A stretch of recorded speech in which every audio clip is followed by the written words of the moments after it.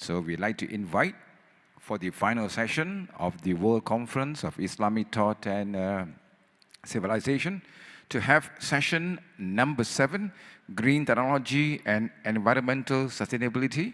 May I invite on stage the Acting Group CEO of UiTM Holdings, Dr. HEAZAR ISMAIL, together with a panel of incredible and learned speakers, Professor Dr. TARIQULLAH Khan, Ms. Charlotte WOLFF-BYE, and Prof. Emeritus Dr. AZIZAN Baharuddin. Let's welcome, ladies and gentlemen, big hand for our moderator and our panel of honorable speakers.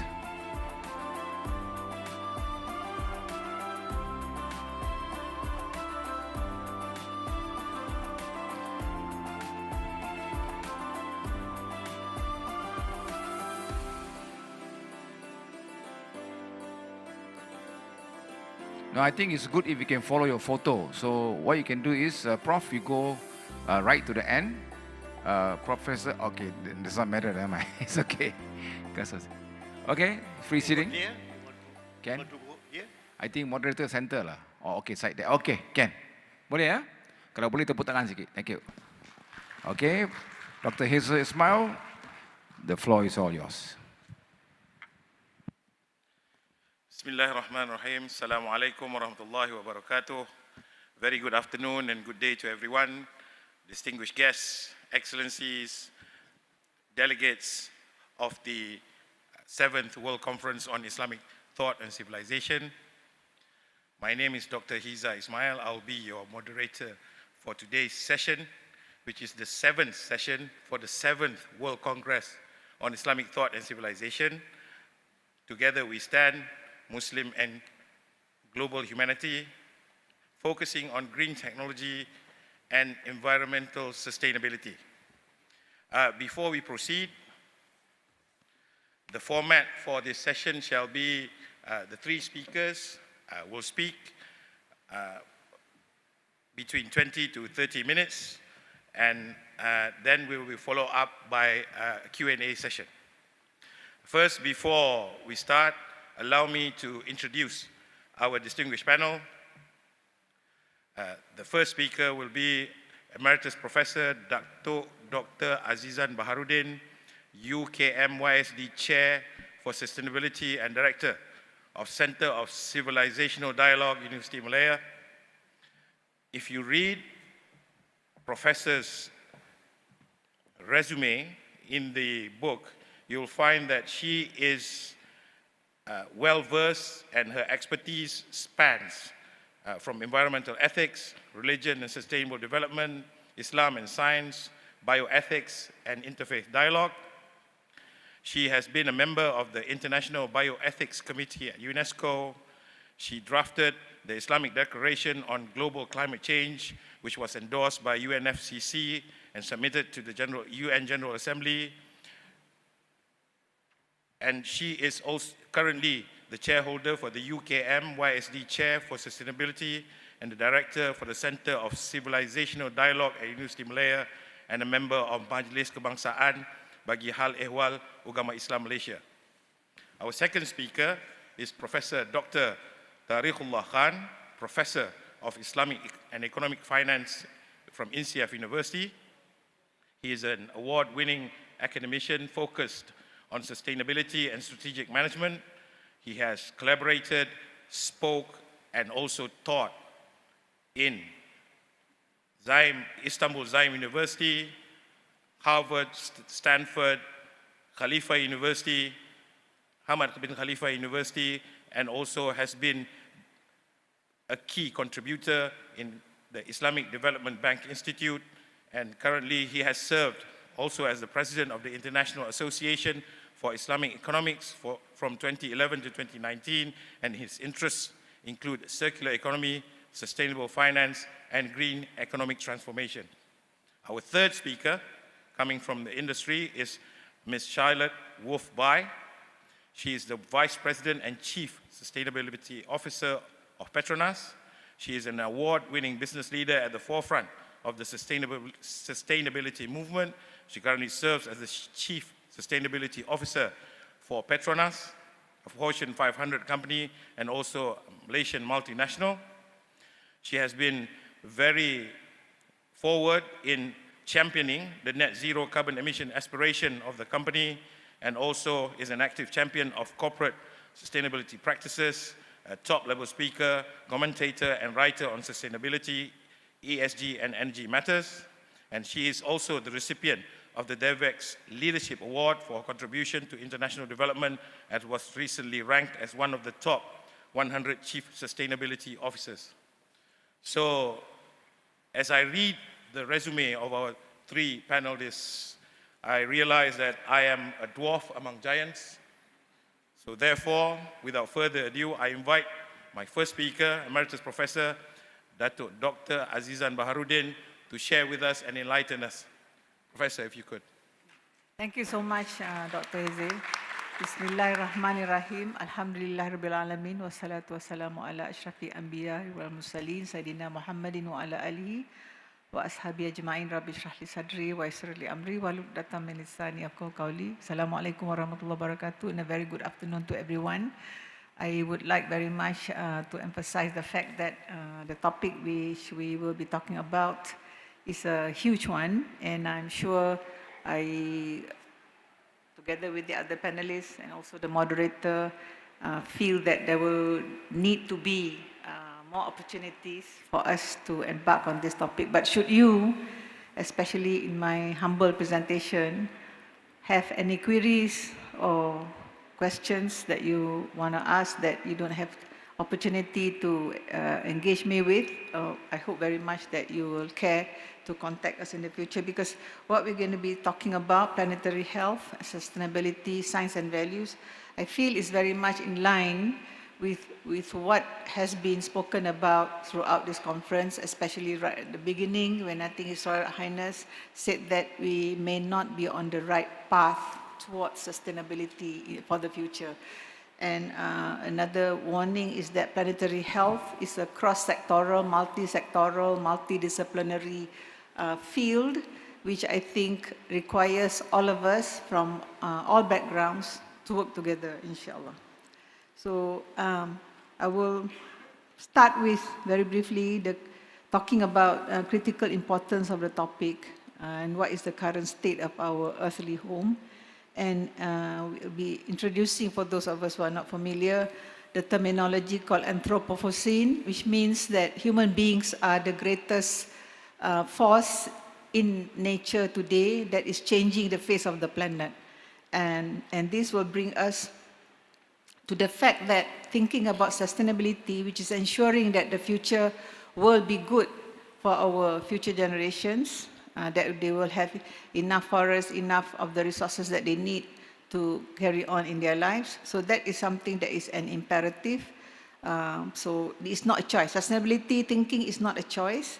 And I just want to talk about the fact that what we'll be talking about, the narrative actually combines both scientific, empirical evidences, as well as socio-cultural, spiritual, if you like, dimensions.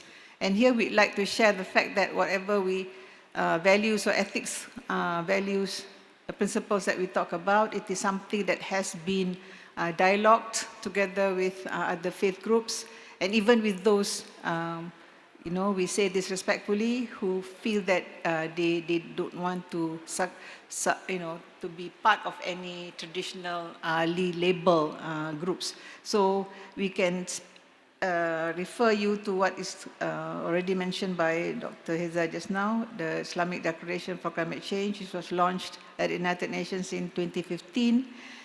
This was actually echoed by a multi-faith interfaith group at Stockholm Plus 50 conference in 2022, and the latest document by the Muslim scientists and community is a document called the Al-Mizan. Mizan means balance, a covenant for the earth. This was launched in February, also under United Nations Environmental Programme. And we also may want to, we should be taking care to know also the fact that there are other faith groups, especially the famous Laudato Si from the Christian community, and they also have their latest document called Laudato Deum. Malaysia's National Planetary Health Action Plan is the first in the whole world because the planet situation is a bit serious, needing our focus and attention. So the Academy of Sciences Malaysia, under the auspices of Ministry of Science and Technology Malaysia, is now in the process of preparing what is called the National Planetary Health Action Plan. It has short-term, mid-term, and long-term strategies. And believe you me, we are all part of this plan. It will be made public very soon by the people concerned. And last but not least, we need to talk about practical initiatives. This was mentioned by the Yang Berhormat Menteri Besar. Today, we all need action plans. We need to be combining the ilmu, the iman, the amal. Especially for Muslims, you not only have theory, but you have to do the practical bits. And I think that it is also an imperative for Muslims to actually read their books and understand the hadith from the perspective of tadabbur, from the perspective of applying what they know in theory spiritually. So today, you might have heard, we live in a VUCA world where volatility, uncertainty, complexity, and ambiguity describes what we are all going through. And climate change is one of the elements that causes this, and climate change has become the defining phenomenon of current times. So the multiple socio-economic cultural crises that accompany the physical disasters such as floods and landslides and all, this has led to the global acceptance of the fact that ethics and religious values are the last bastion of hope. We say that not with any condescending frame of mind or anything like that. This is what is easily available in the literature. The religious groups, religious values are called upon to bring about changes in behavior, and that is the most difficult thing to do. And the IPCC, which is the Intergovernmental Panel of Climate Change, IPCC, which consists of all the top experts vis-a-vis the climate and the planet, they say that science knowledge alone is not sufficient, and they call upon their colleagues in the sciences, in the social sciences and the humanities, and you want to talk about religious values, traditional values, also inclusive of the Orang Asli, it comes under the humanities. And many quarters are talking about the importance of transformational sustainability leadership qualities in all of us, beginning with all of us. And just to simplify what we have been said, and like I said, the narrative I'll be sharing with you tries to bridge between scientific information as well as socio-cultural perceptions.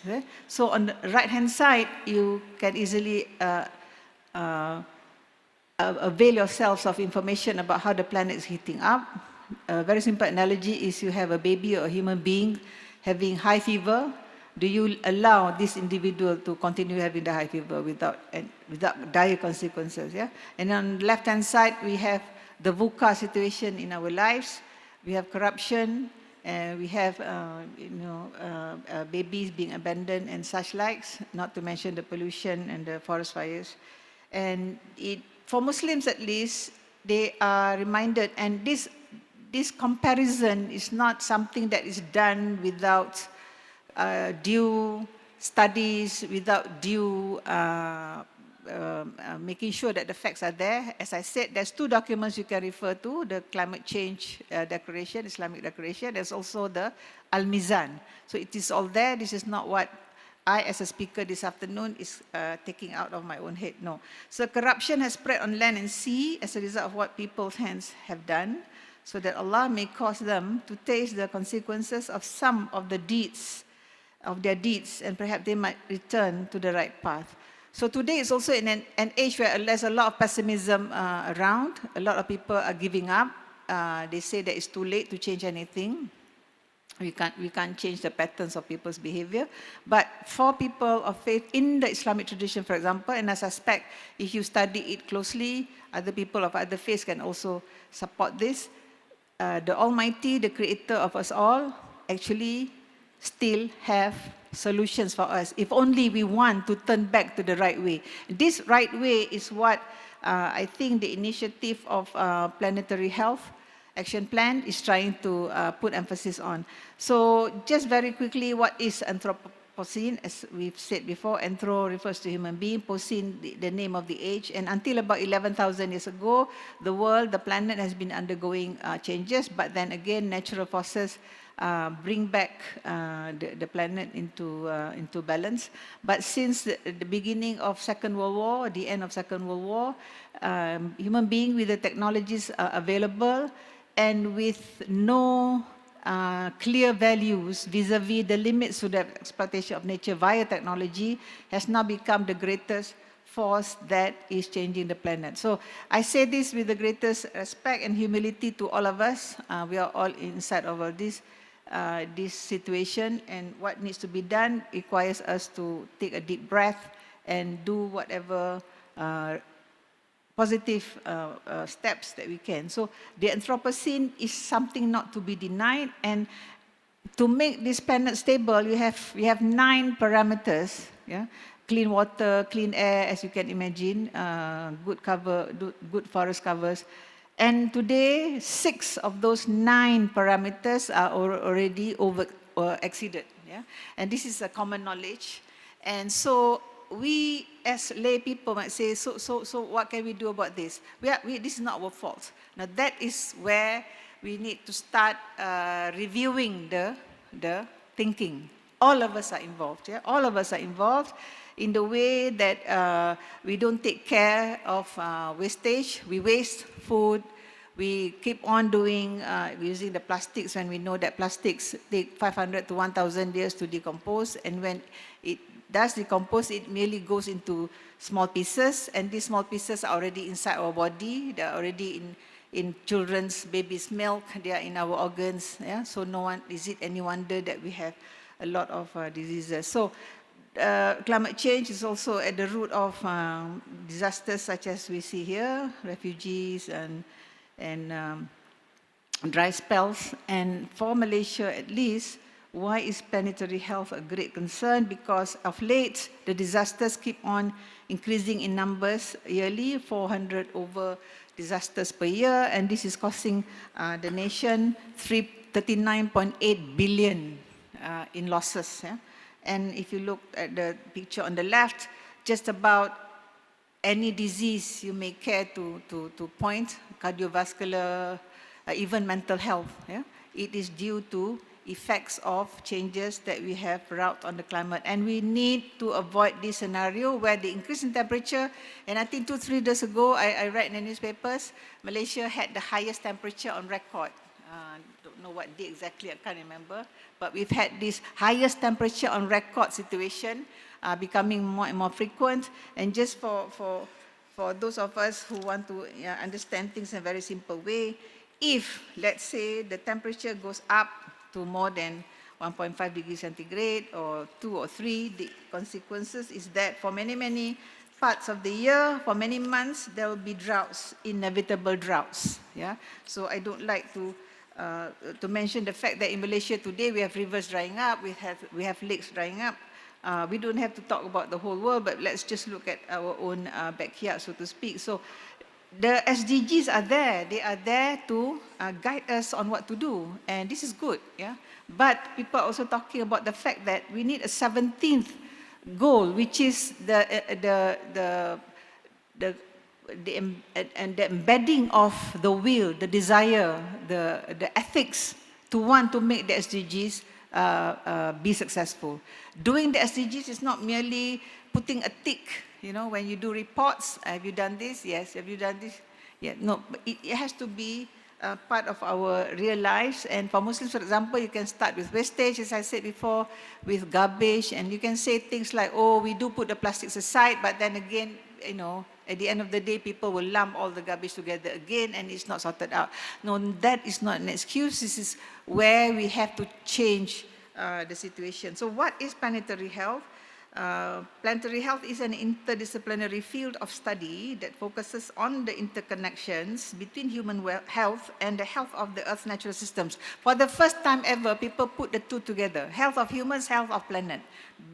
Before this, people, don't put it together. So in any development strategy, you have to have these two things together. And if you've heard of the 3 cycles, right? Reduce, reuse, and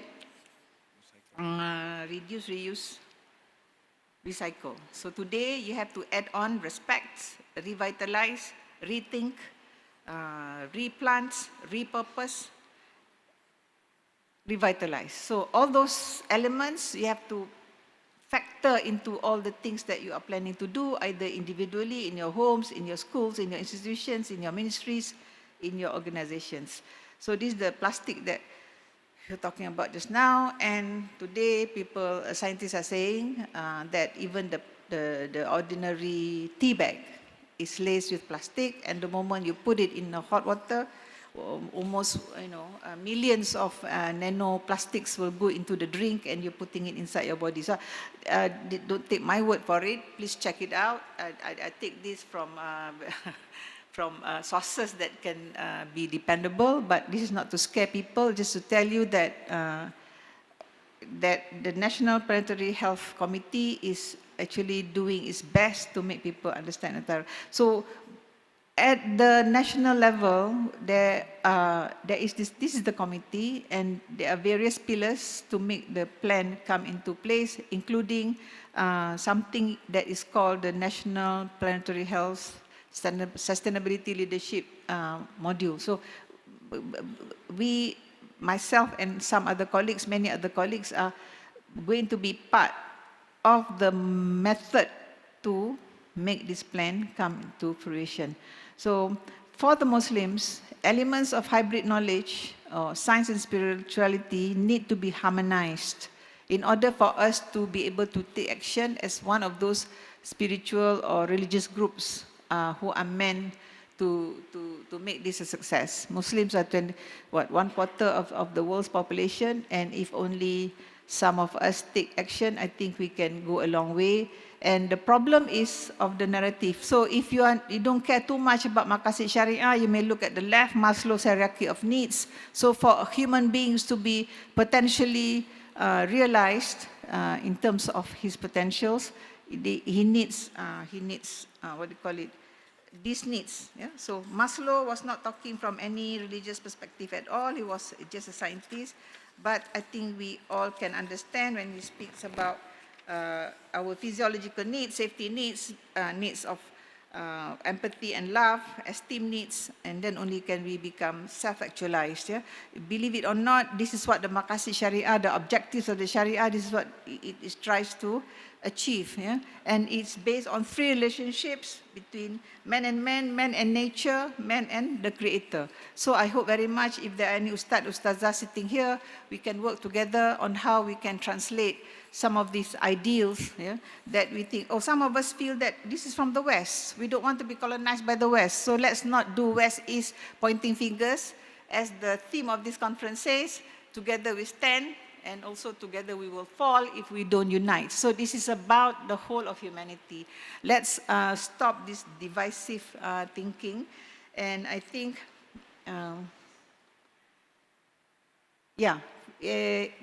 introspection was mentioned by the Chief Minister just now. So people of faith must introspect. Yeah?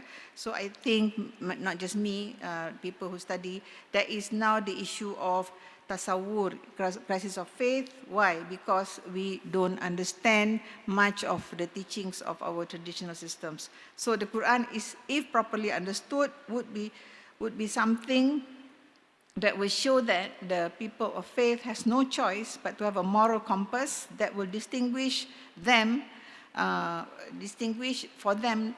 is ma'ruf and also what is munkar. Yeah. But this got nothing to do with planetary health. No, this is where we are wrong. Everything the Quran says is about real life, it's about reality. It's about time we understand that the whole of the Quran is about reality.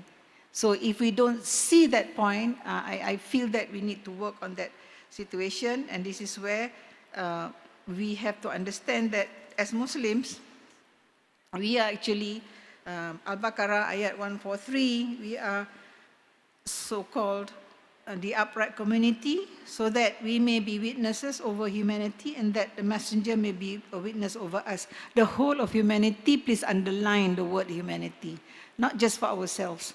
So this is very critical, because unless and until we claim this aspect of our belief, I don't think we will be making an impact at all. We will always have this victim's mentality, the mentality, but I'm too small, I can't do anything, and all of that. Yeah.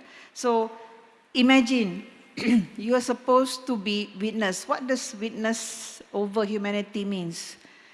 It means at least you must know what's going on, and what's going on is that the planet is going down the drain. And you keep on saying, we are Khalifa, we are Khalifa. Not you, me. Yeah? We keep on saying, we are the Khalifa, and the planet is an amanah, and everything is an amanah. So how are we doing justice to that belief? This is my point. So this area where science needs humanities, values, and all that is something that is shouted out loud at international fora, by physical scientists, Muslims or non-Muslims. And for Muslims, please understand that during the golden age of Islam in Andalus, in the period of 12th, 13th, 14th centuries, we led the world in terms of science. And for those of us who still do not realize it, modern science, modern means the latest, started with teachings from the Quran, asking human beings to look at nature, the whole of creation, and drawing lessons from there. And the Creator is with us all along. So we don't have time to go too much into this, but science is actually inspired through awe towards nature. This is how you say it in a conventional sense, but for Muslims, this is how the Ulul Albab's thinking about nature is. Things that happen around you, the phenomena in nature are all miracles, are all signs of the existence of the mightiness of the Creator. If you remember the 99 names, how do you actually make Allahu Akbar, Allah is great, meaningful? How do you make your shahadah meaningful? How do you feel that kalima with meaning and purpose in yourself? And I think from the side here, I think the moderator is looking at me in a very loving manner, and I will last saja. I think STEM, and you've heard of this many times. STEM, Science, Technology, Environment, Engineering, Mathematics, needs to have A added, which is arts. Yeah? And right now, Tibet and all kinds of plans are on the way. But some people, some countries are already on the way to putting R stream, which is religion, which is values, into the thinking. So otherwise, we will be using science without values, and we'll be taking science to areas where we don't know where. Okay, we don't have any moral compass, so we have situation. So I apologize if these pictures, put people to shame or something. But there are communities where engineers create robots as wives. We have students who actually sell their ovaries, not to pay tuition fees, but to buy branded bags. So thank you so much. Wabillahi taufiq wa hidayah. Assalamualaikum warahmatullahi wabarakatuh. Thank you so much, Professor. Thank you for your overview on sustainability. I think two key points that I think I took on was that the role of us as we perceive ourselves as Khalifas in the world towards ensuring the sustainability of the planet, and also how sciences and humanities needs to come together to solve this issue of sustainability. And also the third point, which Professor kindly highlighted to me over lunch. I ordered teh tarik. Teh tarik came, and she said to me, "Do you know it has microplastics?" So thank you for that, Prof. I enjoyed my teh tarik. I'm sure the microplastics are floating around me, inside me now. Moving forward, thank you for that. Thank you for that delightful sharing session. Moving on, our next speaker is Prof. Dr. TARIQULLAH Khan, Professor of Islamic Economics and Finance, INCEIF University. Professor. Yes, please.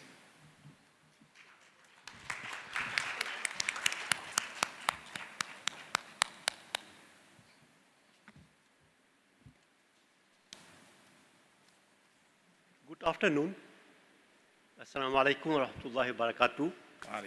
Excellencies, I can see our Iron Excellency here, Iron Lady Excellency. Your presence is much appreciated at this time of the day, and other distinguished delegates. First of all, I must say thank you to the university for organizing this wonderful conference. And this is the first time in my so many conferences that I came across with such distinguished panelists with so much experience to share. And I am thankful to the university for inviting me to come and share my idea on the subject which I put here. Actually, the conference organizers, they gave us the talking points, but I tried to include those talking points in my ongoing work on the subject of sustainability and humane transition. So the word here, E, is very much important for me because most of the time we don't really realize that there is an E. It's not only human, it is humane. So that is an important point. And I actually must confess that I borrowed it from the Madani concept.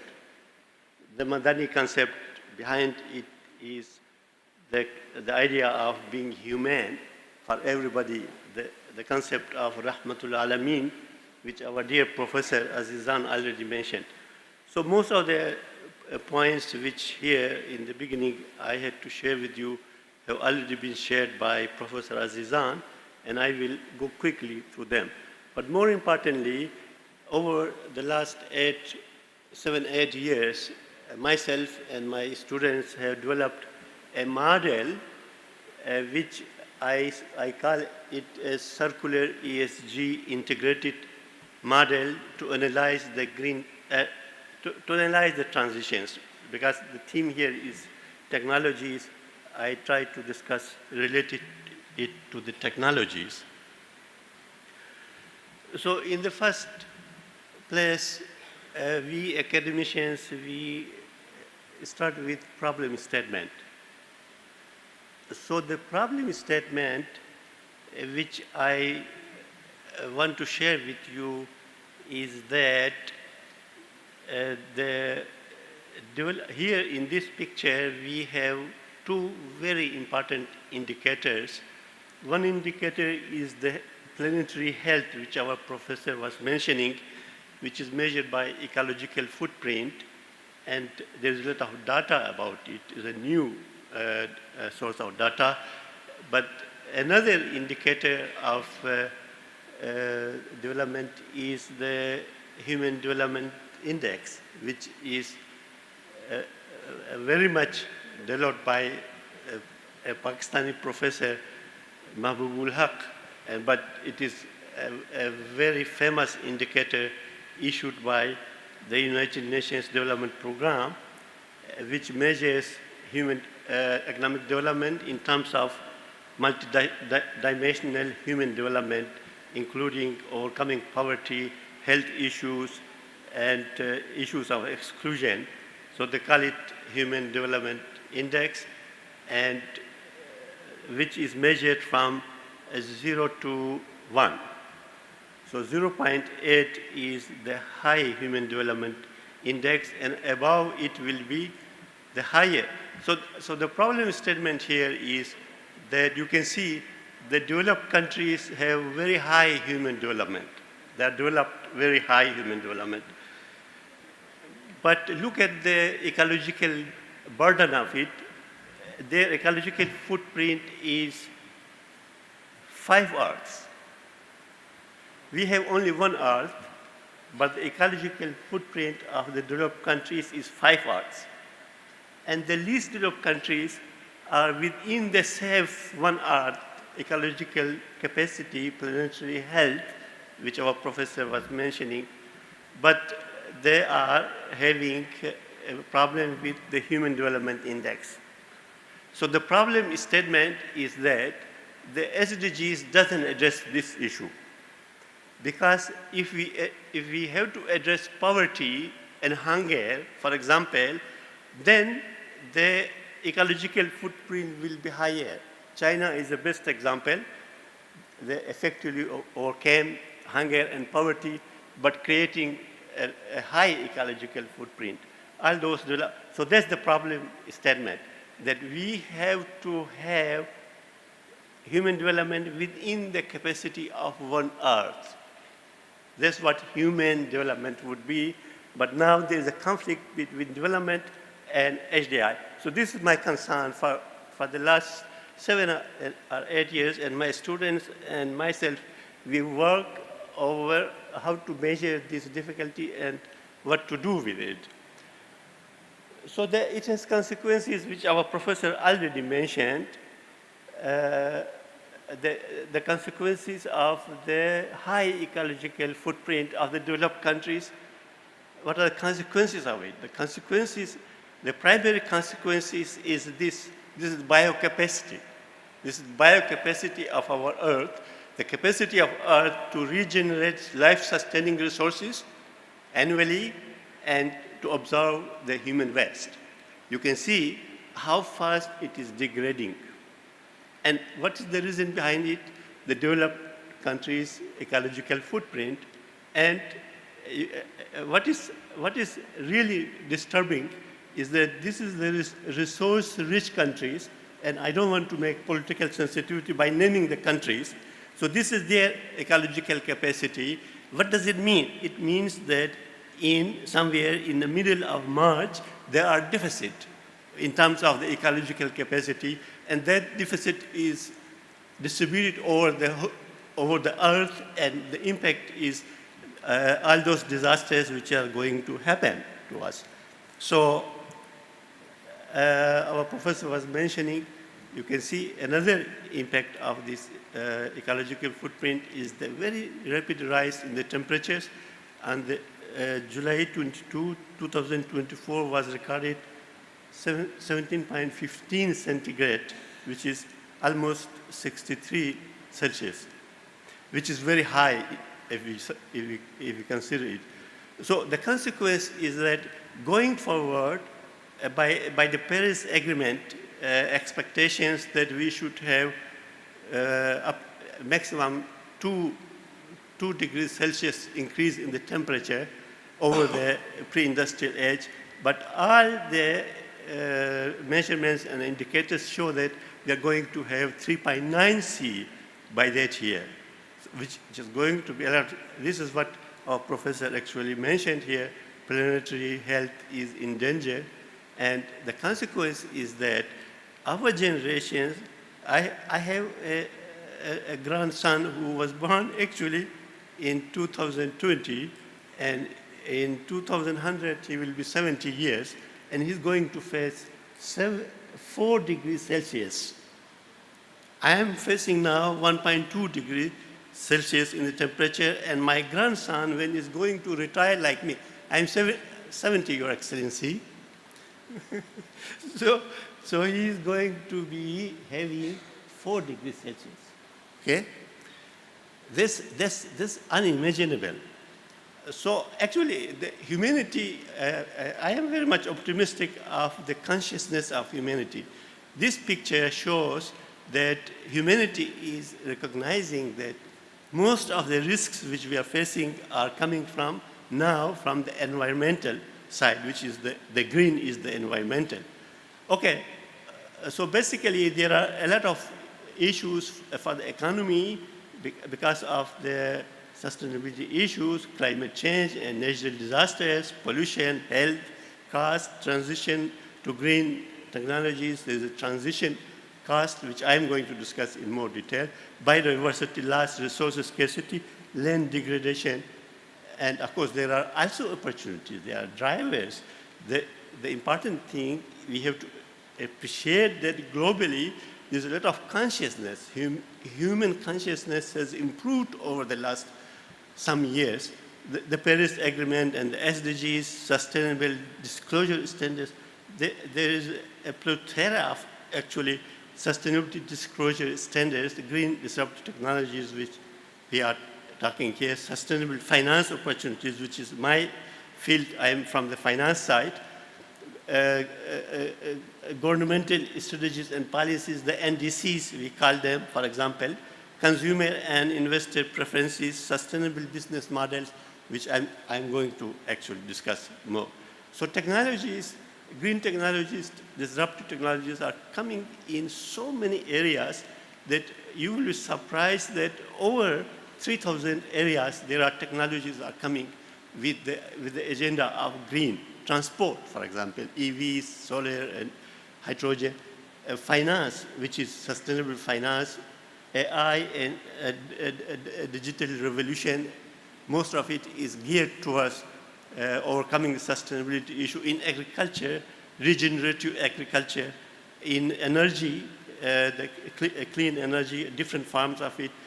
Circular economy is the new, actually, normal, especially in Europe and other countries, which I will explain it in more detail. Material sciences, how to produce cement which doesn't contain toxicity, the building environment, all these technologies are coming. But my purpose here is to tell you that it is not always that beautiful as it is expected to be.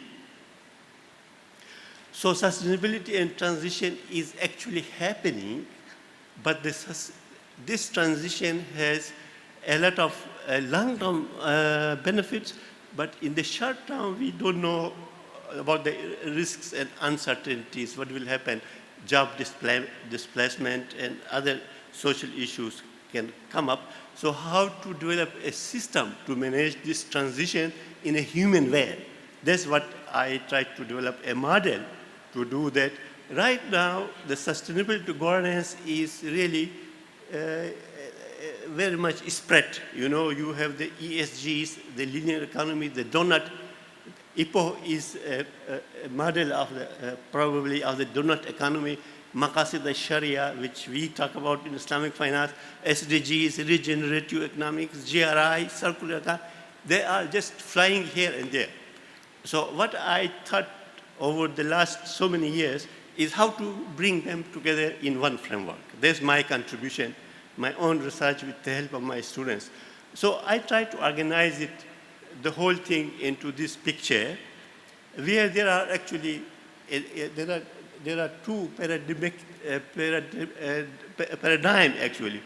One paradigm, the objective function of it is profit maximization, which is what we know about the capitalism, which is what we know as a linear economy where we produce, we consume, and we waste. It's just linear. And the ESG nowadays is a lot of talk about it, a lot of disclosures, and then the circular economy. So on the other hand, we have the objective function is social and natural systems regeneration. So these are now the two competing paradigms.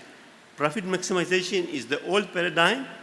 Social and natural systems regeneration is the futuristic paradigm. So I am working to show you that what's going on is actually each one of us, one of you, us will be one of them, and another one will be the ESG, and another one will be the circular, the businesses, the policies.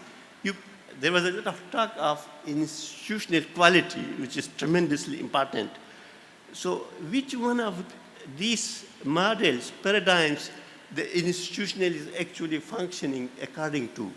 Leadership quality, extremely important. But which one of these models the leadership is actually following? That is what is important actually. So here is the first one is, you can see, the business as usual model, the capitalistic system, where economics is separate from society and environment. There's no connection. The only connection is that they recognize there are negative externalities. It will create inequalities, exclusions, it will create environmental disaster, but that's how it has to work. This is what the capitalism is about.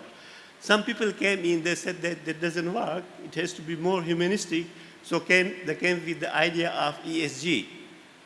But the ESG is environmental, social, and governance considerations should also be seen as in a holistic way. But the basic objective is still profit maximization. They say that if you do like that, you will maximize your profit in a better way. Then there is an alternative way, which is at the heart of the European Green Deal, which is the circular economy, which says that no, it doesn't work like that. We have to close the loop. We have to eliminate waste, zero waste, and we have to eliminate emissions, and we have to design. D is for design, and R is, there's a long list of the R.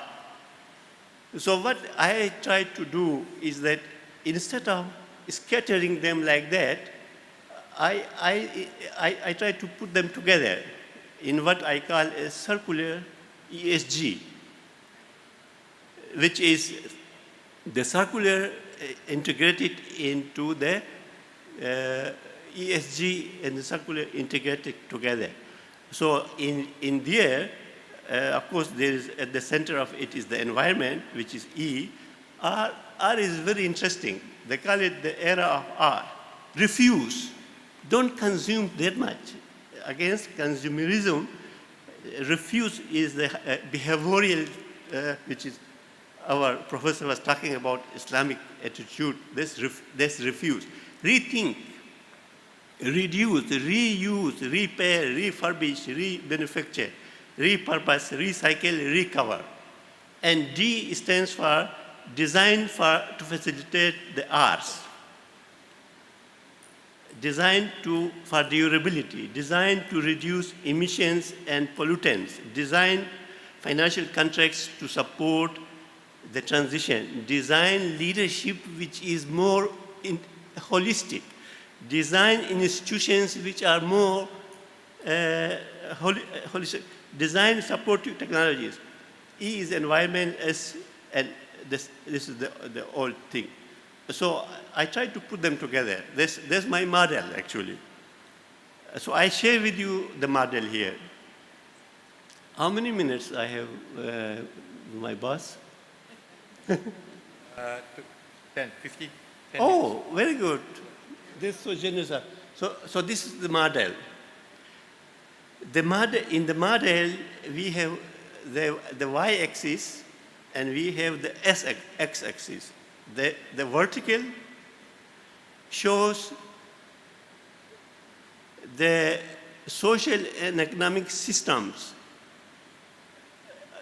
When we go up, this is positive from the zero. When you go down, it is negative. Negative impact on the socio-economic systems are positive impact on the socio-economic systems of a business. And on the horizontal axis, we put the natural systems. So positive impact and negative impact. And in the center, the intersection is the SDGs. If we fully meet the SDGs, that will be the intersection point. And if we fall short of the SDGs, whether on the environmental or whether on the social, economic, then it will be on the negative side. And we improve more, do more than the SDGs, then it will be on the positive side. So the model integrates all those approaches into one mathematical format, which is very simple to understand, actually. So I will just skip this one. This is more explanation of the model. So now I repeat the same picture, which I showed to you as a problem statement. Now I should make it as an opportunity statement, correct? We should not be always pessimistic. I am very optimistic. I believe the human consciousness is really increasing. So from the picture, there is always a hidden opportunity. So opportunity statement is that there is an opportunity of transforming to the target, which is the Madani from the Prime Minister's terminology. There's the human regenerative development, meaning by that high human development within the capacity of one Earth. So look at the challenge. What's going on here is that the developed countries have to transform their economies from 5 Earth. 5 Earth means that if all the 8 billion people of the Earth live like an average Singaporean, then we need 7 Earths, not 1 Earth. That's what the 5 Earth means. So we want to bring it into the 1 Earth capacity. This is a huge transformation. It's not a small thing. This is a huge transformation. It can shake up so many things. It will shake up infrastructures. It will shake up relationships. It will shake up leadership criteria. It will shake up institutional quality. So there's the opportunity. We have to be ready and to be able to measure it. What's going on here, unless we are able to measure it, we cannot be going to the right direction. So to measure it, I just mentioned to you, the model is very powerful and very comprehensive, is able to measure it, and then there are stages of the sustainability, stage 1, stage 2, and you're not interested with this, I know, so I just skip it. So the basic idea is that there are negative externalities. There is open loop of negative social externalities, which is exclusion, injustice, poverty, whatever you call them. These are the negative externalities. And there are negative environmental externalities. The whole discussion is going on about that, pollution, ill health, and whatnot. And then the linear business model, the capitalistic system doesn't care about it. That's where they make money, actually. They monetize the negative externalities and make it as a foreign exchange accumulation. That's how it is. So this is an international expropriation of natural capital. There's the moral, ethical aspect of it.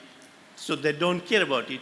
So the linear ESG in that model, they say, okay, no, it'll be some humanistic, but we have to maximize profit out of being humanistic. But the fact is that during COVID-19, most of the companies who are ESG, so-called ESG companies, they maximize their profits. They didn't distribute any social benefits to the affectees of the COVID-19. So it doesn't work like that. So the midpoint, which is the SDGs, again, it doesn't have any destination to close the loop of injustices, negative externalities, and pollution, and the expropriation of natural capital. The circular ESG, which is, we are suggesting this is the model which suggests to have a close loop over the negative externalities. That's the only model. So these are the, not necessarily 5 stages, but from the academic point of view, it will take 5 stages to go there. So the deepest stage, which I showed to you, there's a positive impact on both the environment and the socio-economic. That's the deepest stage, which is stage 5, closed loop, circular ESG, regenerative. At the bottom of this, that's the ideal, which probably is the human economy with an N at the end of. It's not human, it's human economy. So its attributes will be, it will integrate the environmental, social, and governance disclosures. reduction of resource use, implement strategies to minimize resource extraction, consumption, monitoring, extension of product life cycle, improvement of recycling and waste management, institutional reforms, which you people were talking about, to make it more institutional quality has to be seen in a different way. We don't look at institutional quality as we are actually looking at it at present. We have to look at it with a more humane lenses.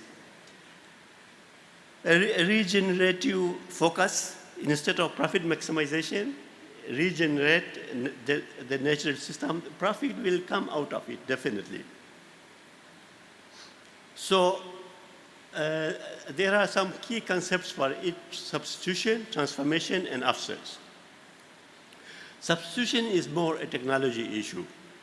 So like we have to substitute fossil fuels with green energy.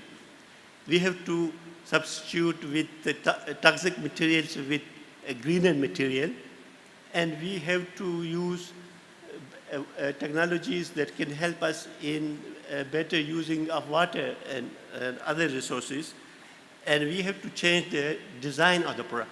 So this issue of the design of the products is so critical,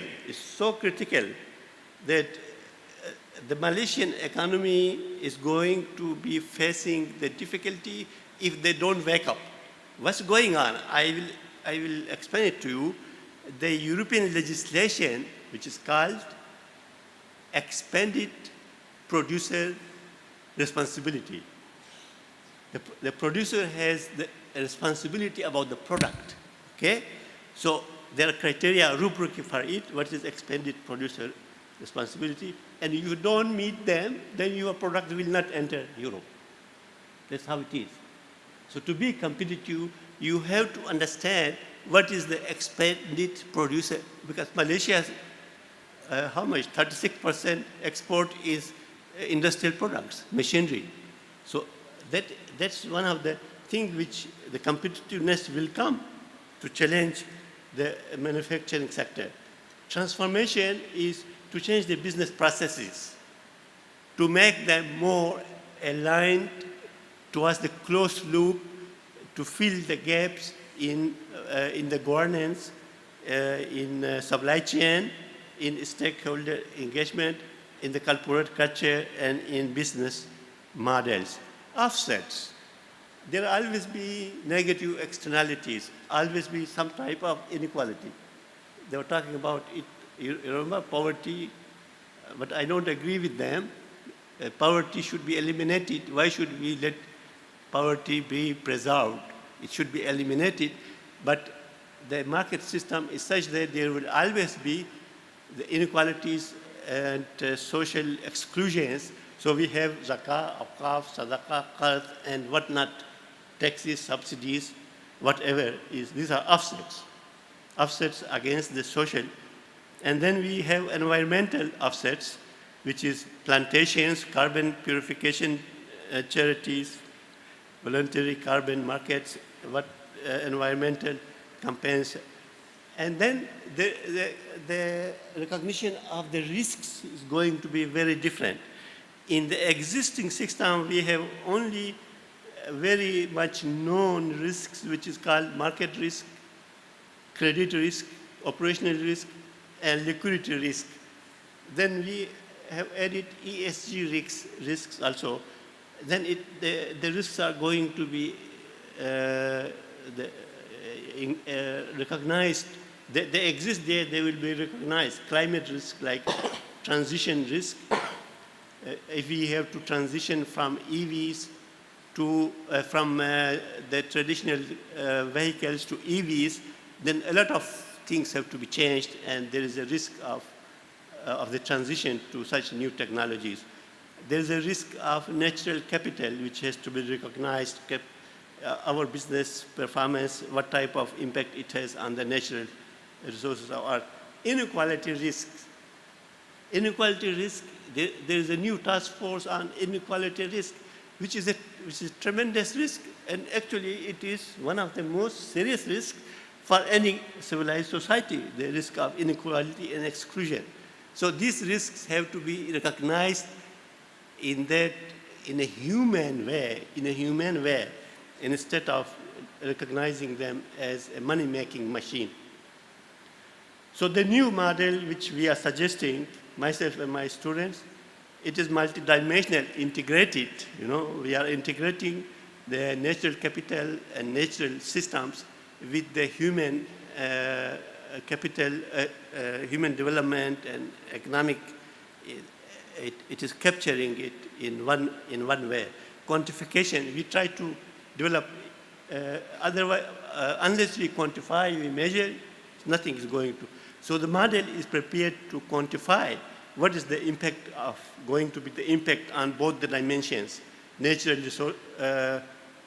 systems, it's not natural resources.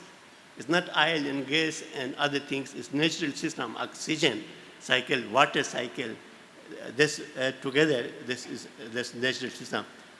And it is comparative analysis, dynamic tracking, actually. It is versatile. Leadership development, the model is able to present to you a new regenerative type of leadership. In institutional quality, it is able to present to you family quality, individuals quality, countries quality. So it is versatile. The model is versatile. Again, I am bringing it here just to remind you that this was it. And now let's try to relate the technologies to it. The first one there in the example is EVs and solars. So when we say EVs and solar energy, most of us have the perception that, oh, this is going to be a wonderful thing. Everything will be clean and everything. That's not the case. Is the EV and solar adopting the linear model, or it is adopting a more responsible model? Because with the solar, we need solar panels, which has a life cycle. And we need batteries, which has a life cycle. We need inverters, which is a life cycle. So if we don't care about what's going to happen, those solar panels when they're discarded, if we don't care about the batteries, we don't care about the inverters, then we are not going to have, we're just making money out of it. We're not going to have a good earth, a better situation. It's going to be a disaster in 20 years, 30 years. This is my warning. So you have to check whether the solar is following the first model, or is it following the second model, or it is following the third model, or is it following the model which we are suggesting? And if it is following that model, then it means that it will have a positive environmental and positive economic and social impact. Otherwise, it's going to be a disaster. So the transition to a sustainable human economy, the dream will be a disaster if we don't address. So our model is designed to address those issues. So look here, vehicles, the traditional vehicles, everything is negative in there. And the banks, financial system, we apply our model to these banks. It is, again, the minus is negative and the plus is positive. So in context of the model, and if anybody is interested, the model is available in the form of a paper, and it is this presentation you can also take and try to understand it. Another important point here, I want to emphasize about two points here. Charities. Charities are, you can see that there's a positive social, because charities always address social issues, but most charities don't care about environment, so there's a negative part of it. So that if the charities also follow the model, their impact will be the highest.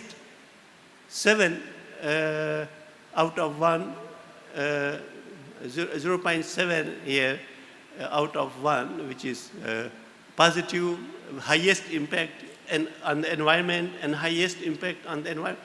Policies also have very high negative impact, which model you are following.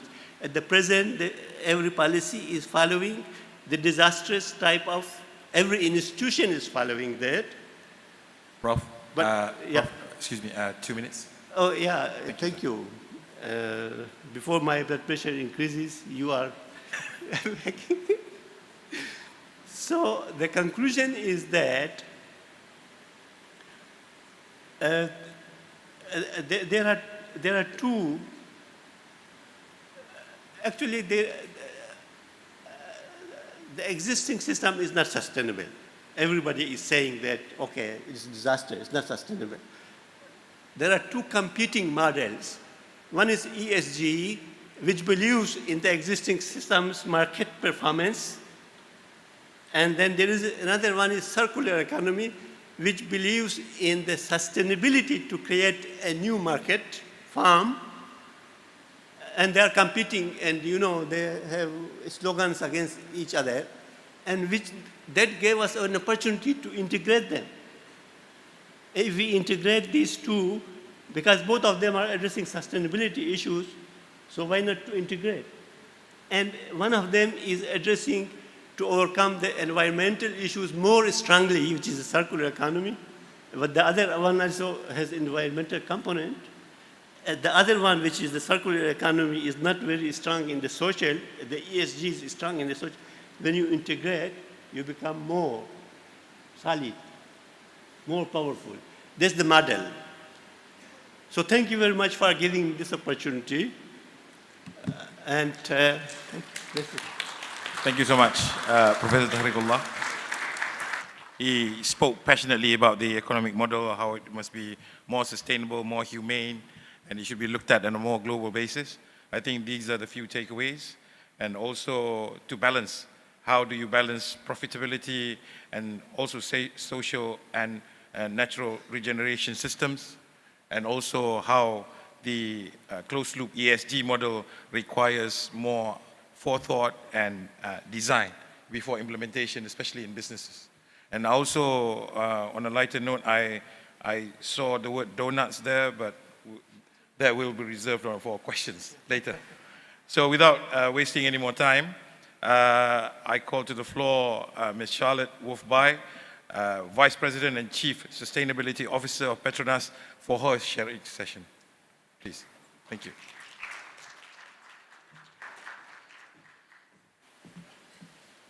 I thought I'd come and stand up here so I can see you better. I'm so honored to be here amongst esteemed speakers, academicians. I'm a humble officer of an esteemed organization, PETRONAS. So thank you so much for the invitation, and thank you for an excellent conference. I think the organizers really should be very, very pleased. And thank you for the audience. You're still here. I think we're the last push, but as you already learned, there's a lot to learn and a lot of takeaways also from this last session.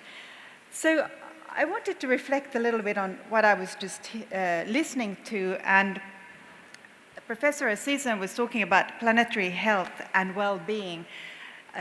As you can hear, I have an accent. My background is, I come from Finland originally. I lived here in Malaysia now for 3 years. And what's interesting about Finland is that a lot of research has gone into mental well-being and nature. So the research has come so far that if you have mental distress or something like that, the doctors are now prescribing natural forest walks and time in nature as the first sort of way of addressing perhaps anxiety and so on. And it's very, very interesting, and the research shows how important it is to be amongst nature. So I think this type of scientific research is really going to revolutionize also how we see medicine. But I have to say, of course, I'm no expert on that, but just a small anecdote on that. I also wanted to reflect briefly on Professor Tariqullah's views and a very detailed theory there. As a sustainability practitioner, I'm very excited to hear about new sustainability theories, so thank you. That's very, very rewarding for me. He talked about optimism and how he is an optimist, Professor. And I thank you for that, because you hear a lot of doom and gloom, and it's true, the world is not in a good place right now, and humanity really needs to look within and see how we can find our way out. But we need optimism because humanity needs hope. Without hope, there's despair, so we must have hope. And this session is also about technology, and of course technology can bring us some of that hope, but what we really need is also the behavior and the mindset, and this is of course where religion and spiritualism comes in. Professor Tariqullah also talked about multi-dimensional integration, and as a sustainability professional, thank you for this, because I really am such a strong proponent of evolving the concept of sustainable development to regenerative models, but also to systems thinking. You can't just solve one issue and ignoring the other. And this is where a lot of us, including I think academia, also is a little bit, we sit in faculties and so on and focus on one thing, but we don't always cross-fertilize. And this is where conventions like this here today or this week are so important. And I must also thank everybody and the organizers for inviting me here, because it's so refreshing of not being at the business conference. I go to many of those and they're wonderful, but this certainly trumps it all. It's been most rewarding so far. Now I will talk a little bit about energy. So energy is of course the bedrock of progress.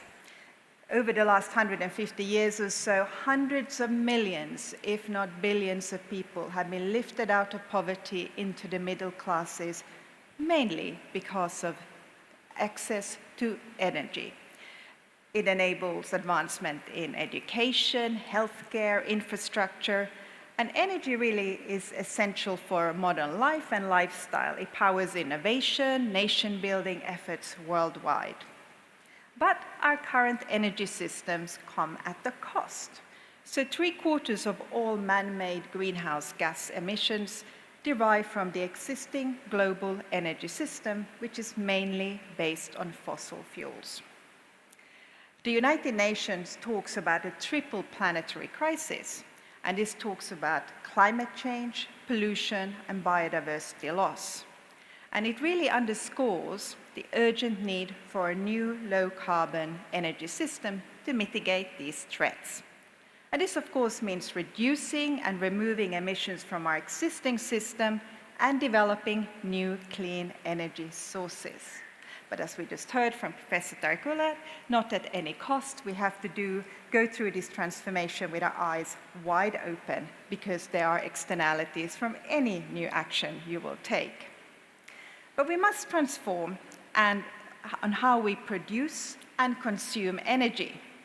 And this means that the underlying infrastructure of our society will need to be changed, rebuilt, and repurposed. Think about that. What does that mean? It's taken us over 150 years to develop the infrastructure we have today. And let's talk about petroleum for a little bit. So you find it through very advanced seismic technology, especially here in Malaysia, it's offshore.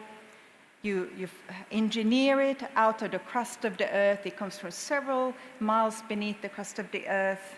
You process it, you ship it, and somehow you can drive your car in the deepest deserts or glaciers of Argentina, and you can fill up your car with that petrol. It's amazing how far we come.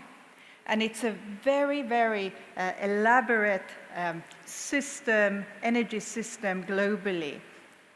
That all needs to change, how we think about that.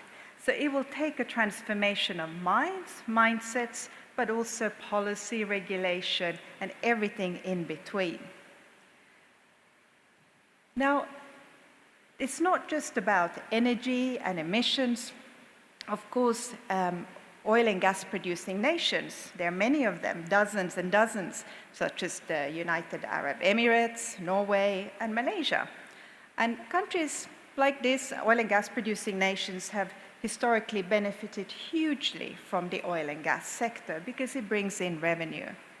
However, without diversifying the economy when that revenue comes in, these countries, and so many more like it, will see an economic and social shift. So this transformation towards low carbon will come with all kinds of changes, and also the world order is likely to change. And this is not for me so much to think about, where we have many people from academia here. The interdependencies will change. Some countries will rise, other countries may have a different future. But the energy transition is really something we need, and it's essential that we move towards low carbon to combat climate change. But that means that a collective effort is not something just me or PETRONAS can do. All of us have a role to play, as we heard from Professor AZIZAN.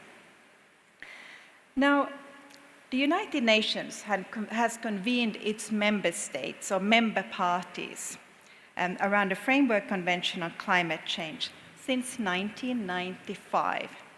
It's a little bit bright here, but I think some of you might not have been maybe just about born then.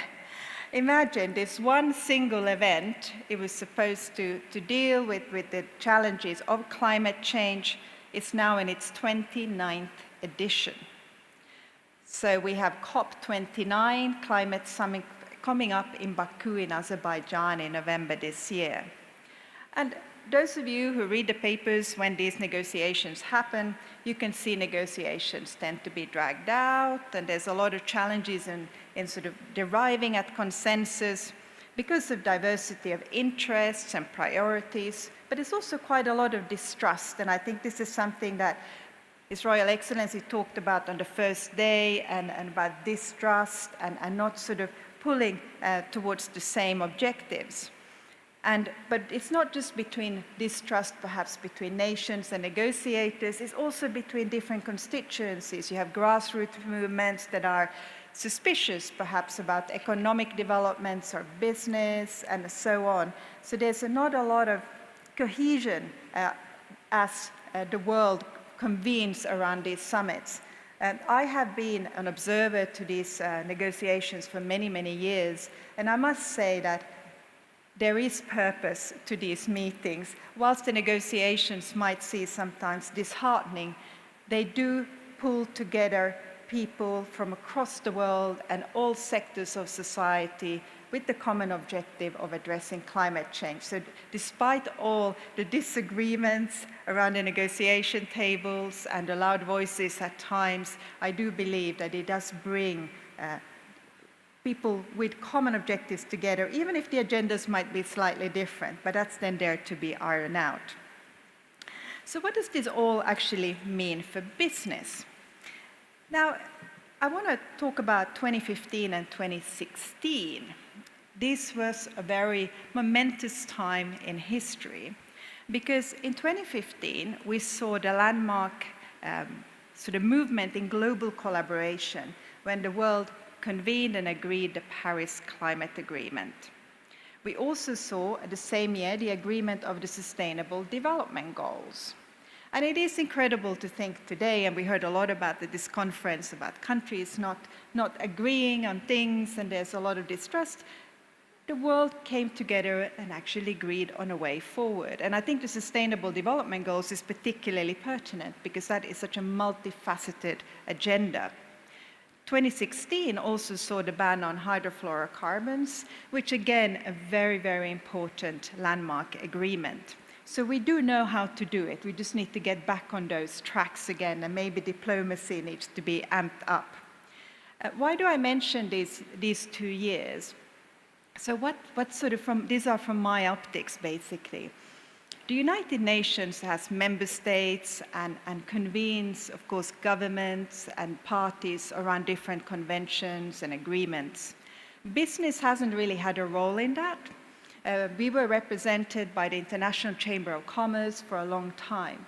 But what was very interesting, as the Sustainable Development Goals were being shaped and formed, as well as the Paris Climate Agreement, business or non-state actors such as business, cities, academia, and others were brought in and consulted on those. And I remember being a wild proponent for the Sustainable Development Goal number 7. I was very active, Sustainable Energy for All, and UNIDO and other organizations. So we were really rallying to get an energy target in there as well.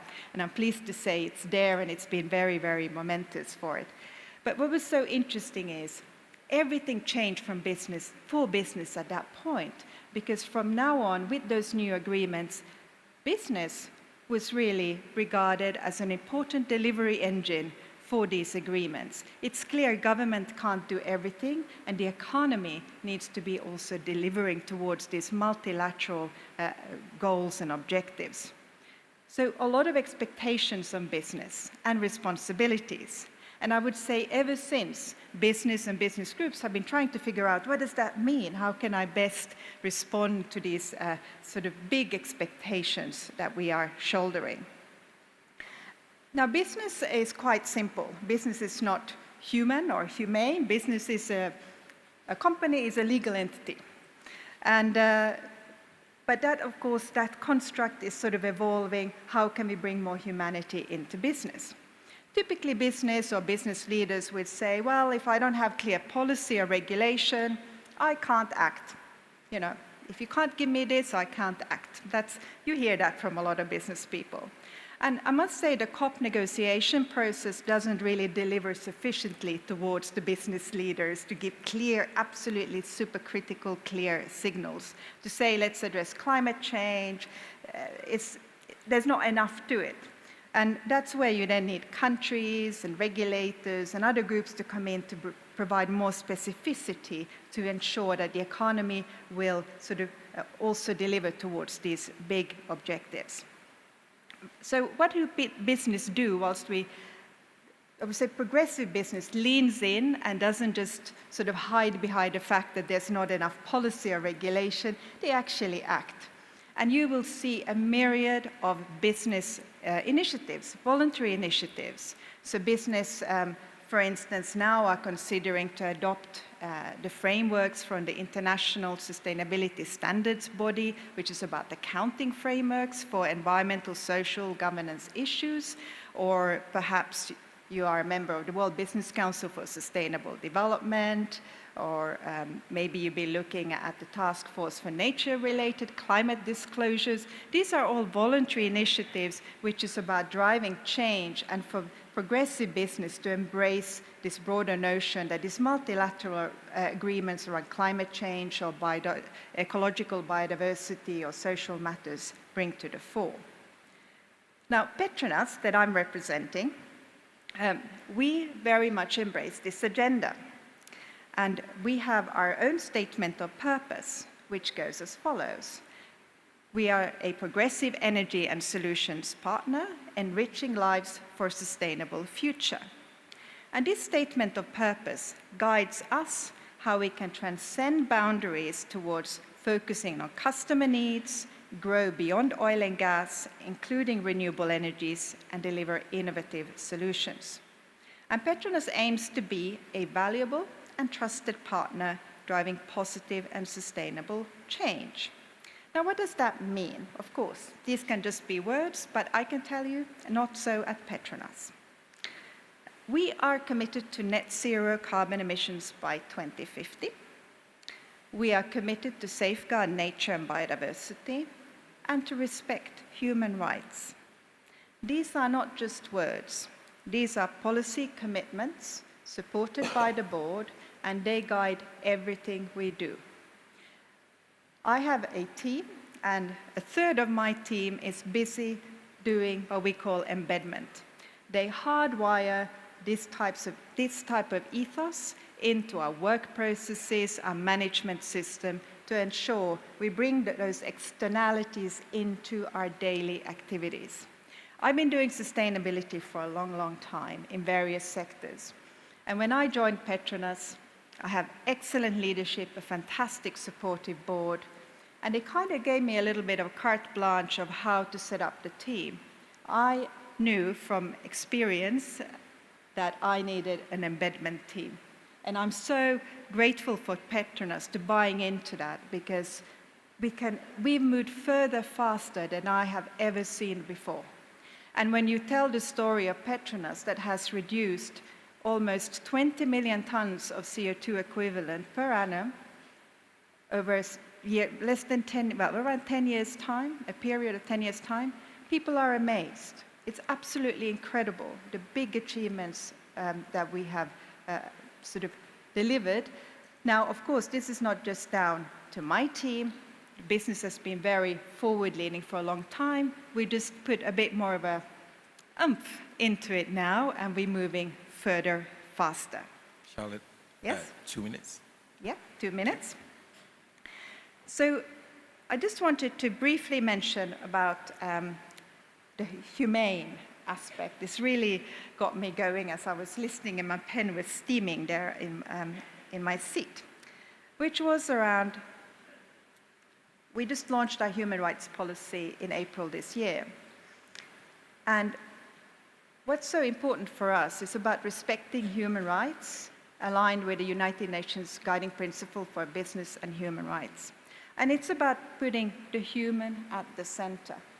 We're only starting this journey because it's clunky and quite complex, because the way risk management is looked at from a corporate perspective is risk to the asset, not necessarily to the people around you or the community. So this is something that we adopted wholeheartedly, and we are trying together with partners in society to find the best way of how we can move forward with that concept. And for that reason, we partnered with various organizations last year to run a series of roundtables around just transition, to see what could an energy transition that's just, what would it mean? What does it look like? And what do we need to do together to achieve better outcomes for better people as the energy system changes?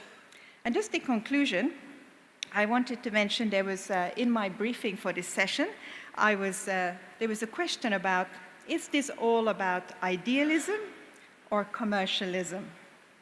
Now, of course, ideals and idealism drives the vision and goals for sustainable future, while commercialism ensures that these goals are grounded in economic reality and business viability. So for PETRONAS, this is a head and a heart issue.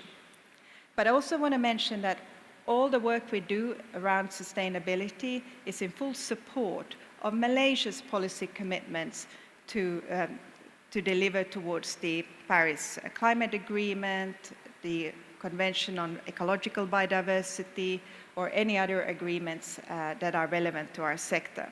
So this is how a business can support the sort of bigger, broader, global efforts that are aiming to bring humanity together. Now, I didn't mention too much about technology, but we can talk about that later. Thank you. Thank you so much, Charlotte, for your sharing session. I think what was stressed was about the current reality of how a global business needs to adapt to changes to ensure for a more sustainable future, and from a global business perspective, what needs to happen and what needs to change. Thank you so much. You've heard from all the three panelists. We have 15 minutes for Q&A session. If there are any burning questions, yes.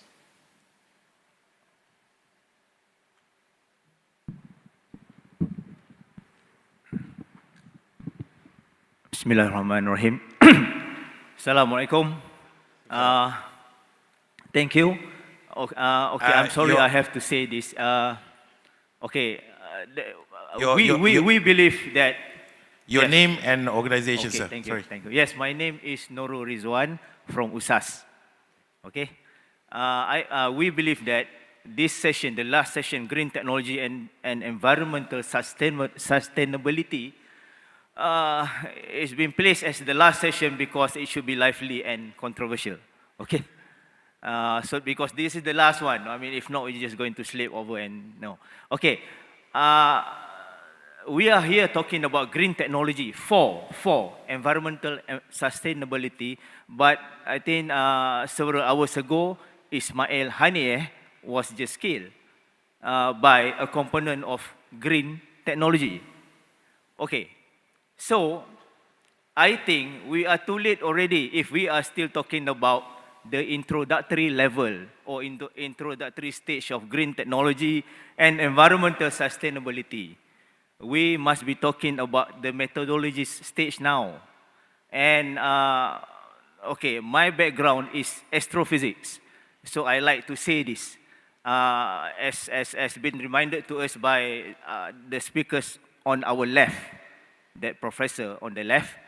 A very famous astrophysicist said this, okay? He said, there was no a more golden age than the golden age of Islam. This was what exactly that professor is trying to remind us, was trying to remind us in his speech earlier. And then, what I'm trying to say here is that leadership in science and technology will automatically provide leadership in sociology. That's the connection. What all the three speakers are trying to tell us here, that's the real connection. Leadership in science and technology will provide the leadership in sociology. Okay, for example, do you know that Einstein, okay, Albert Einstein was offered to be the first president of Israel. Albert Einstein was offered to be the first president of Israel. He declined. He declined. Well, you can just go to the museum of Albert Einstein in Bern, Switzerland. You can see the letter of invitation and the letter where he declined. Because of why? Because he knows what's going on. You need a good scientist to be a good sociologist. Okay. And then, okay, where I had worked before for a subsidiary of Italian Space Agency. And it is a part of a very large aerospace ecosystem in Europe. And they have many products. Okay, one of their biggest development is they are developing an airship that can only operate effectively above the Muslim countries, North Africa, Middle East, or maybe even in equatorial countries. It cannot be operational above Finland, like your country. Your question, sir. Your question. Yes, that's my question. Okay. What I'm saying now, can we see a progress of this discussion, green technology and environmental sustainability, in 2026 when we have this next WCIT, because you cannot invite other people to talk at the same level of introductory, and then in 2028 still the same level of introductory of green technology, while this green technology is not only to provide our capability to protect the planet, but also to provide the leadership, so that the good people will lead the bad people. That's the only way you can protect the world. My question, I think you understand. Like my question, will we not have progress here? I hope I'll still be around in 2026, and then this session will be there also. And I hope speakers will not come and just, introduce green technology. We must, you speakers must. I mean, of course, you have very excellent academic level and background, but you must provide the methodologies, not the introductory. Thank you. Bye-bye. Yep. Prof. AZIZAN will take the question. Thank you so much, Saudara Noridwan, is it? Noridwan, that was his name. Thank you so much. I think I understand where you're coming from. And first of all, I think we are all wanting to go to where you're talking about. But we have to make a start, because the clever people cannot move without the rest of the not so clever people coming with them. That's number one. Number two, when is the ulama and the umara, the fantastic scientists like your good self, going to come together and work at this?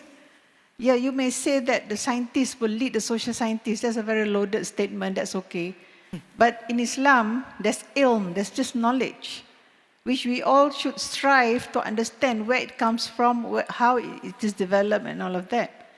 And the critical thing is, and I say this with the greatest respect, our education system still separates the values that religion teaches us with the so-called dunyawi contents, the akli and nakli knowledge that a Muslim, for example, is supposed to have, a scientist is supposed to have, is still not there. It's still in the making. So let's work together towards this. And I think all of us have this sense of disappointment and frustration and whatnot. But if we didn't say those things that we said today, then how do you understand, how do you know that people are on the same page? I think the test for so-called clever people is that they don't understand that they are given that extra knowledge to lead. So you must look at the example of the Prophet ﷺ in the Surah Al-Kahfi. Don't damage yourself, don't torture yourself. Your job is just to tell, right? And Hidayah is from me. So let's unpack Hidayah and let's unpack message that we're supposed to share. Yeah, so I think it's very important that you said what you said, but I would like to end with an optimistic note. We are already taking steps towards the journey. Journey of 1,000 miles begins with the first step. Thank you, Wabillahi Taufiq. Thank you. Thank you, bro. You want to add on, Charlotte? Thank you very much for the request for more specificity.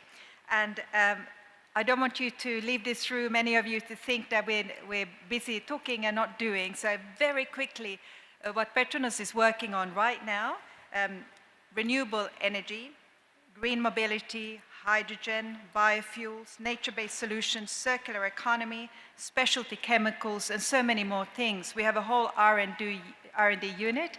My team was actually at University Technology PETRONAS just to sort of have a visit yesterday and 2 days ago to look at the latest in the development there. There's a lot of interesting work being done. And what's very interesting, as you might know, PETRONAS is the headline sponsor of the Mercedes Formula One team. And the Formula One as a sport is the biggest, fastest growing spectator sport in the world, 1.5 billion people. The regulation of that sport means 100% sustainable fuels by 2026. PETRONAS is trying to power that whole sports into sustainable fuels. We actually permeated that same thought process with our other sponsorships like MotoGP to go also fully sustainable. There's a lot of activities here, but technology is not enough. You need value chains, finance, economic sustainable models to work with it.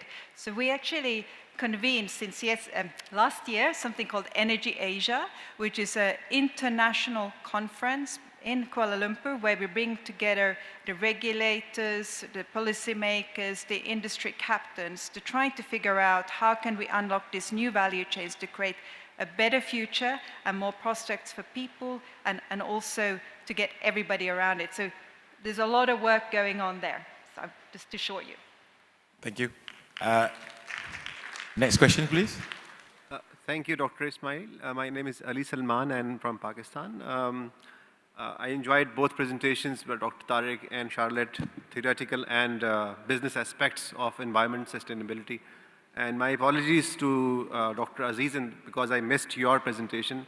So, you might have answered my question already. But my question really is on the bigger theme of this conference, because it's like on Islamic thought and Islamic civilization. And would you like to throw some light on any specific principles, like for instance, Maqasid principle, which have relevance with sustainability, conservation, and other environmental concerns which the world faces today? Thank you. Thank you so much for the question, brother from Pakistan. I think my biggest problem was I was trying to draw a complete picture of the jigsaw puzzle, right? And it's not possible to do that within the space of 20 minutes. Well, this is the normal, this is not criticism of anything. I'm just saying planetary health, in the context of Islam, for example, actually brings you home to the whole notion of who and what we are. What we are suffering, I think, and I don't want to use negative word, what we need to do is learn, unlearn, and relearn. What is it that we need to learn? We need to learn the dire situation that we are all in today, physically, mentally, spiritually. Unlearn. We need to unlearn that comfort zone. Charlotte was talking about energy transition. I think we need to unload that statement, energy transition. With the comforts that we're so used to, touch of a button and everything is there. And just take one small example, water. In Malaysia, you want clean water, a lot of it now. If anything happens, let's say I come from Selangor, there was water disruption or something. Why? And I say to myself, banyak cantik muka kau. That means, who are you to demand and what are your responsibilities to ensure that the water is being, properly managed, properly used? Go back to rethink, repurpose, revitalize. Wastage, Muslims, we are told that those who waste are friends of the devil. But look around us, look at ourselves. How much do we waste? So back to your question, what principle am I trying to say that might bring us to the points of maybe this session's keyword, yeah? And I think the keyword is sustainability. And coming from, I'm speaking as a Muslim, I suppose you are talking to me as a Muslim, even though for me, whatever narratives I talk about, I should also be able to say the same message to my fellow human beings. Yeah? Number one, we are all sons and daughters of Bani Adam, a scientist, I think from Germany. I think he discovered, without any theological basis, what he calls biological Adam. And scientists also have discovered the remains of this lady who might be, to us, Hawa. So my point is, the whole notion of the religion, Islam, merely means submission to the will of the Creator, but that has to be unpacked. That whole notion is now brought to our attention through this issue of sustainability. That is, we are now in a very unsustainable situation. Don't take my word for it. This is what we have been talking about since the first day.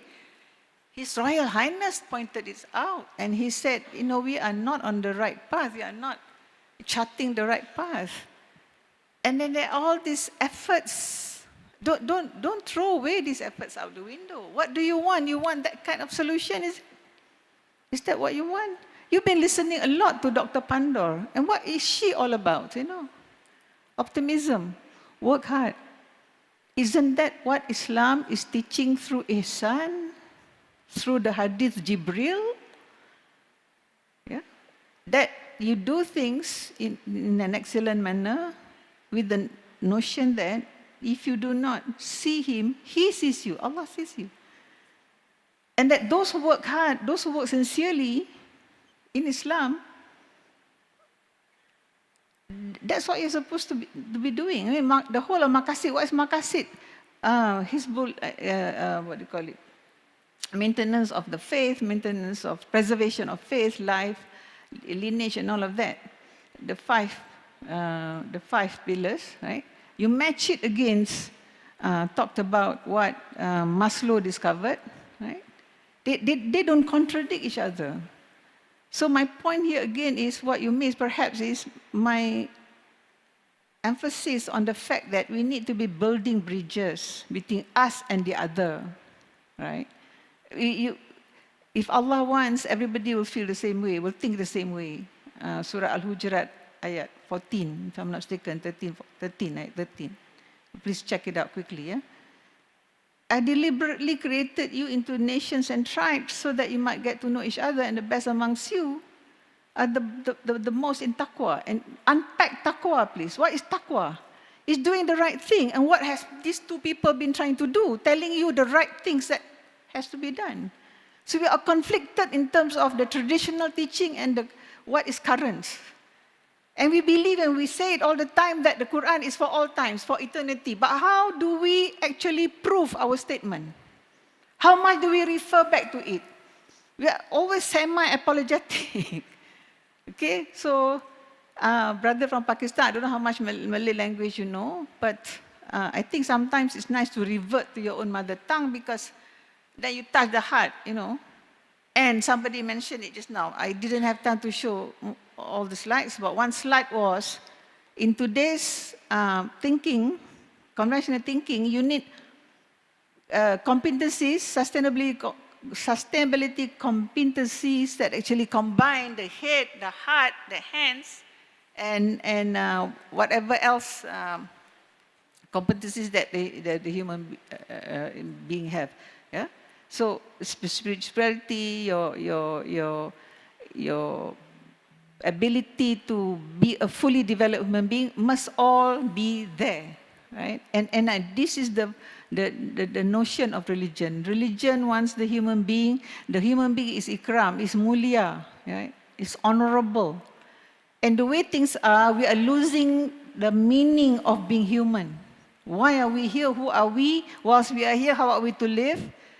And most of the time, we are just lulled into the things that are around us, more of this, more of that, more of that. So, Wasatiyah also pointed out to Baqarah ayat 143, we are witness unto humanity. No, not witness to people in Perak, witness to just our own race, witness for the whole of humanity. So we have to talk about the whole planet, as if Malaysia can live without the other countries, as if anybody anywhere can live without the people, because the way the Creator created the planet is all interconnected, right? If you chop one tree, it has repercussions elsewhere, right? So again, as I said, thank you so much, but I'm not trying to be expressing to you notions of disappointment, frustration. No, I think there's no time for that, and we just keep moving. What we don't understand, we strive to understand. And number satu, sangka baik. You have to husnuzan. You have to be husnuzan. And at this moment, I think of Surah Al-Mulk. Right? Al-Mulk says, I give you life and death to test you. Right? And at the end of Surah Al-Mulk, it says, and what will you do if there's no more running water? Right at the very end. You can check it out now through your Google.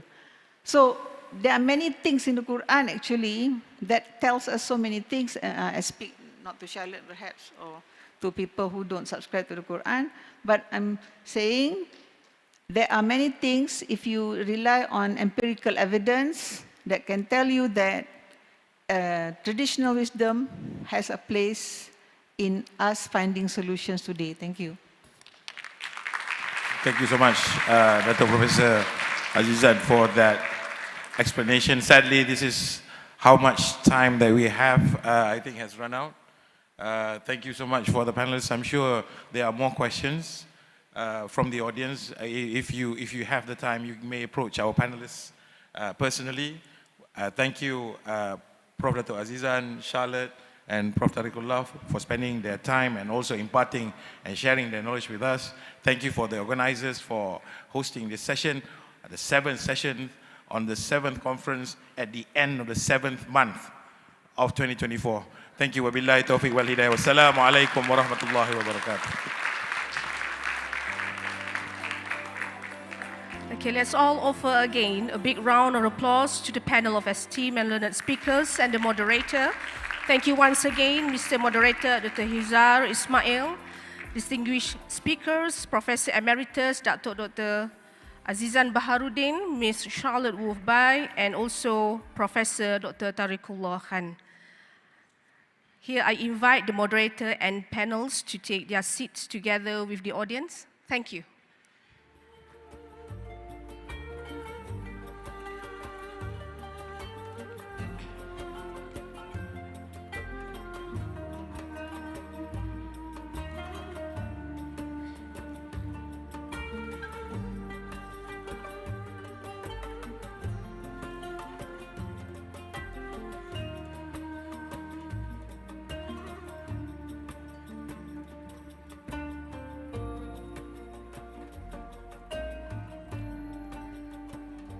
For the last agenda for the conference, may I now invite Yang Berbahagia Professor Datuk Dr. Ahmad Kamil Maidin Mira, Deputy Vice Chancellor, Academic and Research, University Sultan Azlan Shah, who's also the conference director, to kindly deliver the communique summarizing on how WCIT 2024 went. Professor Datuk Dr. Ahmad Kamil, please.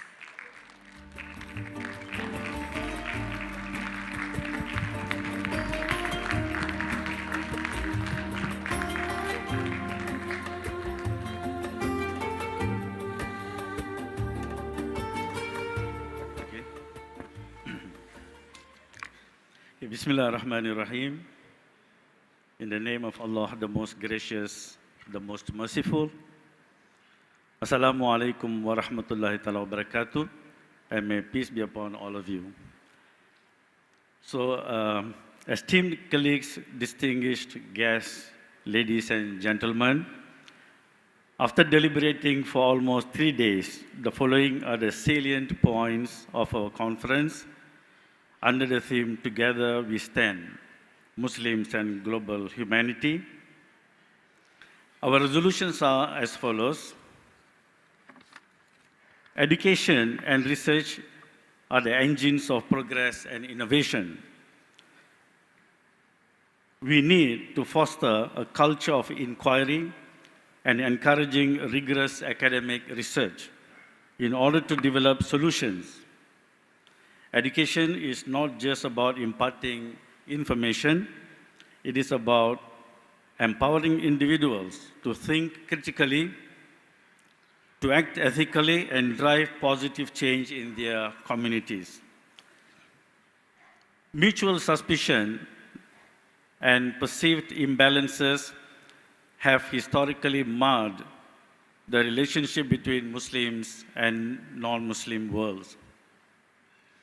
Therefore, it is imperative that we move towards a new narrative, one of friendship, partnership, and collective ownership of world peace and harmony.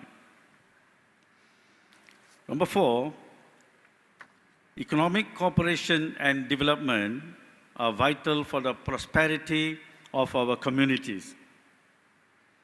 By fostering economic partnerships and engaging in sustainable development practices, we can uplift the socio-economic conditions of Muslims around the world. The rule of law is the cornerstone of any just society. It is therefore important for us to uphold legal principles that protect the rights and freedoms of all individuals. Governments need to be transparent, accountable, and full of integrity in order to restore the trust and respect of the people. Right? So, arts and humanity enrich our lives and deepen our understanding of human experience. We therefore celebrate the arts as a means of expressing our collective humanity and building a more inclusive and compassionate world.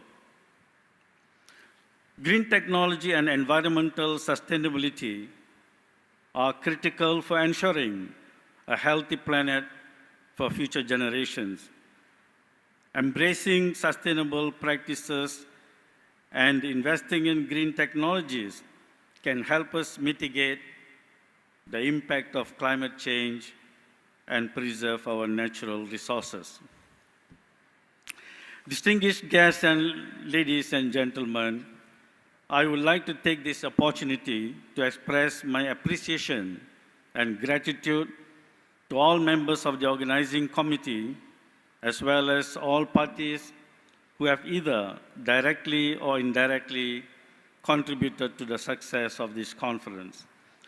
In particular, I would like to express my gratitude to everyone who has contributed to the success of this conference in any way, whether through financial aid, sponsorship, or simply by giving of their time and energy to ensure that the conference achieves its objectives.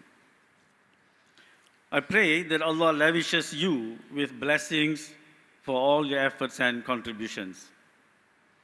Let us carry forward the insights and ideas generated here and ensure that they reach those in positions of influence and leadership. Let us communicate the outcomes of our discussions to guide our communities towards a future of unity, peace, and mutual respect. I hope you leave this conference intellectually stimulated, spiritually fulfilled, and inspired to make a difference. Together, we stand as a united force for global humanity, ready to take on the challenges of tomorrow with courage and conviction. Thank you once again for your gracious participation. To those who continue to stay here, enjoy the rest of your stay here in Perak. To those who are leaving, safe travels, and may you bring everlasting memories here back home. So, fi amanillah, God bless us all. Thank you very much. Assalamu alaikum wa rahmatullahi wa barakatuh.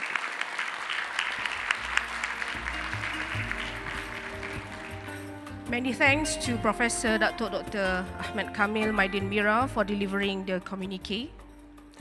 Ladies and gentlemen, we have finally arrived at the end of the 7th World Conference on Islamic Thought and Civilization 2024 with its theme, Together We Stand, Muslims and Global Humanity.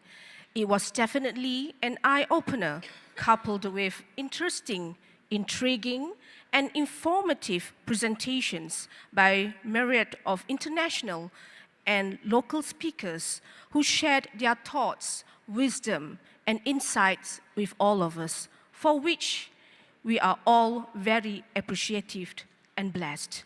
Sincerely, we would like to thank all of you, ladies and gentlemen. Terima kasih for your gracious presence in attending the 3 days World Conference on Islamic Thought and Civilization 2024. Again, a huge appreciation to the panels of distinguished speakers, moderators, USAS board, Team USAS, and all attendees. I, Zatul Karamah binti Ahmad Baharul Ulum, wish that see you all again, inshallah, in the future, and please continue to pray for world peace and harmony. Wabillahi taufiq wal hidayah. Wassalamu alaikum warahmatullahi wabarakatuh. Safe journey to all.